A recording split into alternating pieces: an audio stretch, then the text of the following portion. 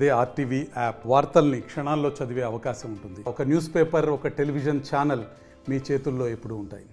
చింతలపూడి నియోజకవర్గంలో టీడీపీ అభ్యర్థి సొంగారోషన్ స్పీడ్ పెంచారు. నియోజకవర్గంలో విస్తృతంగా పర్యటిస్తూ ప్రజల్లో తిరుగుతూ ఉన్నారు. ప్రస్తుతం మనతో పాటు సొంగారోషన్ ఉన్నారు. ఆయనతో మాట్లాడే ప్రయత్నం చేద్దాం. సార్ చెప్పండి, మీకు ఇన్ఛార్జిగా వచ్చిన 4 రోజులకే టికెట్గా అభ్యర్థిగా కూడా ఖరారు చేశారు. ప్రజల్లో తిరుగుతూ ఉన్నారు, ఎట్లా ఉంది? ముఖ్యంగా నాకు తెలుగుదేశం, జనసేన ఇప్పుడు కలిసిన బీజేపీ ఉమ్మడి పార్టీలు చింతలపూడి టీడీపీ ఎమ్మెల్యే క్యాండిడేట్గా పంపించినందుకు నారా చంద్రబాబు నాయుడు గారికి, లోకేష్ గారికి, అచ్చెన్నాయుడు గారికి, పవన్ కళ్యాణ్ గారికి, అలాగే మోదీ గారికి నా యొక్క కృతజ్ఞత తెలియజేస్తున్నాను. అలాగే నాకు చింతలపూడి ప్రజలు మరి ఎంతో ఆదరించి సపోర్ట్ చేసి మరి నేను చేసిన సర్వీసెస్ని గుర్తించి మరి అన్ని సర్వేలో కూడా నాకు పాజిటివ్గా రావడం జరిగింది. ఆ ఘనత ఆధిక్యత ఇచ్చింది నా చింతలపూడి ప్రజలు, చింతలపూడి నాయకులు, అలాగే అభిమానులు, వారందరూ కూడా నాకు కృతజ్ఞత తెలియజేస్తున్నాను.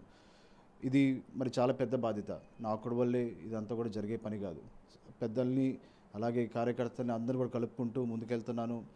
తెలుగుదేశం, జనసేన మొన్న మీటింగ్ కూడా జరిగింది, భారీ ఎత్తున వచ్చారు. అందరూ కూడా ఒకటే నినాదంతో ఉన్నారు, తెలుగుదేశం సైకిల్ గుర్తుని మీద ఓటేసి గెలిపించాలని, నారా చంద్రబాబు నాయుడు గారు ముఖ్యమంత్రి అవ్వాలని చెప్పి. అదే దిశగా నేను కూడా యుద్ధం చేస్తున్నాను. మరి నారా చంద్రబాబు నాయుడు గారు ముఖ్యమంత్రి అవ్వాలి, ఆంధ్రప్రదేశ్ని స్వర్ణాంధ్రప్రదేశ్గా చేయాలని చెప్పి అందరూ కూడా నేను రిక్వెస్ట్ చేస్తున్నాను.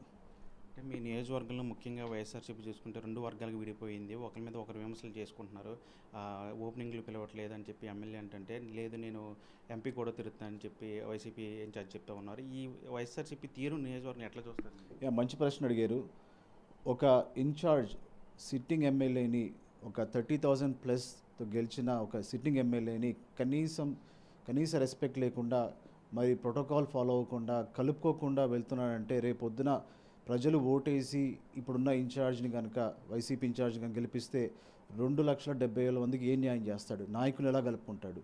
మరి ఇతను ఒక గవర్నమెంట్ ఆఫీసరు తను ఏంటంటే తన దగ్గర రావాలి, తను ప్రజల వద్దకు కానీ నాయకుల వద్దకి వెళ్ళే ఉద్దేశంతో లేడు. కాబట్టి ఇది ప్రజలు ఆలోచించండి. ఒక సిట్టింగ్ ఎమ్మెల్యేని కనీస రెస్పెక్ట్ ఇవ్వకుండా, కలుపుకోకుండా తిరుగుతున్నాడంటే రేపు నియోజకవర్గాన్ని ఎలాంటి స్థితిలో పెడతారో మీరు ఆలోచించుకోండి.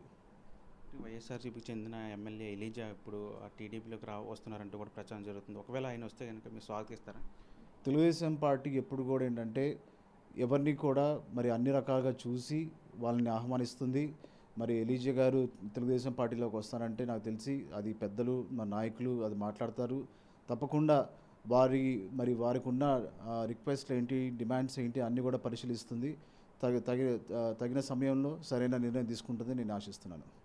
చింతలపూడి నియోజకవర్గంలో టీడీపీలో కూడా వర్గ విభేదాలు ఉన్నాయంటూ కూడా భారీ ప్రచారం జరుగుతూ ఉంది. దాని మీద ఏం చెప్తారు? తెలుగుదేశం పార్టీ ఒక పెద్ద కుటుంబంలో కొన్ని డిఫరెన్సెస్ ఉంటాయి, కొన్ని మనస్పర్ధలు ఉంటాయి. అవంతా కూడా పార్టీకి నష్టం చేకూర్చే కాదు. అవన్నీ కూడా మేము సార్ట్అవుట్ చేసుకుంటున్నాము. పెద్ద ఇబ్బంది కాదు. అందరి మనసుల్లో, గుండెల్లో ఒకటే ఉంది లక్ష్యం, సైకిల్ మీద ఓటేయించి నారా చంద్రబాబు నాయుడు గారిని ముఖ్యమంత్రి చేయాలని చెప్పి. ఫైనల్గా చెప్పండి, చింతలపూడిలో సొంగారోషన్ కుమార్ టీడీపీ నుంచి ఎన్ని ఓట్ల మెజార్టీతో గెలుస్తారు?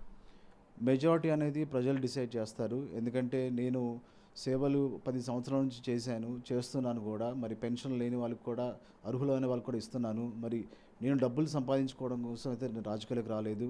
మరి నేను డబ్బులు మరి ప్రజలకి ఇస్తున్నాను. రేపు పొద్దున నాకు పదవి కనుక నా చింతలపూడి ప్రజలు ఇస్తే నేను 100కి 100% వారి మరి సంక్షేమం, చింతలపూడి అభివృద్ధికే కృషి చేస్తాను.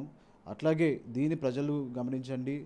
ఎవరికి ఓటేస్తే మీకు పని చేస్తారో వాళ్ళకి ఓటేసి, మీ అమూల్యమైన ఓటేసి గెలిపించండి. Thank you. ఇది మొత్తంగా సొంగారోషన్ కుమార్ చెప్తున్నారు. చింతలపూడి నియోజకవర్గానికి సంబంధించి టీడీపీలో ఎట్లాంటి వర్గ విభేదాలు లేవు, ఇవన్నీ కూడా తప్పుడు ప్రచారాలు. ఏవైనా చిన్న సమస్యలు అనుకుంటే వాటన్నిటి కూడా సార్ట్అవుట్ చేసుకుంటూ ఖచ్చితంగా ఎవరైనా కొత్త వాళ్ళు వస్తే కనుక పార్టీలోకి వాళ్ళని మనస్ఫూర్తిగా ఆహ్వానిస్తాము. ఖచ్చితంగా చింతలపూడి నియోజకవర్గంలో టీడీపీని గెలిపించడమే తమ ధ్యేయం అని చెప్పి కూడా సొంగారోషన్ కుమార్ చెప్తున్న పరిస్థితి. స్టంటీతో మన ఆర్టీవీ చింతలపూడి నియోజకవర్గం నుంచి. మరిన్ని వీడియోస్ కోసం ఛానల్ ని సబ్స్క్రైబ్ చేయండి. లేటెస్ట్ అప్డేట్స్ కోసం వాట్సాప్ ఛానల్ ని ఫాలో చేయండి. అండ్ లింక్ డిస్క్రిప్షన్ లో ఉంది.